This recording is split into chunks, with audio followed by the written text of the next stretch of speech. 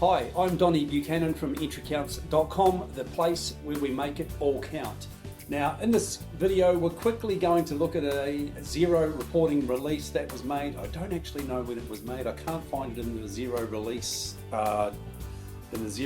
support pages or in the Xero blog. They kind of snuck it out on us, which is all good. Let's take a quick look at it now.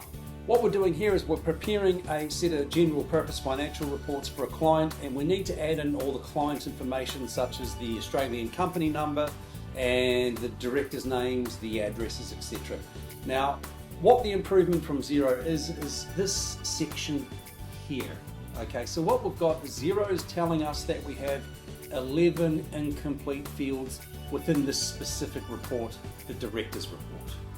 Okay, the reality is we kind of already knew that. We didn't really need to be told because we just look here and go, well, it's the color red, therefore we need to actually go and put that information in the report fields.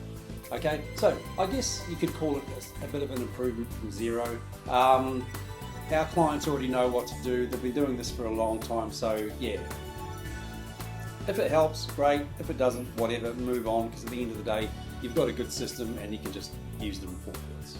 Okay, so have a good day. Anything you need, Donnie at entrycounts.com. Jump on entrycounts.com and let us know what you need. Have a great day. Thank you.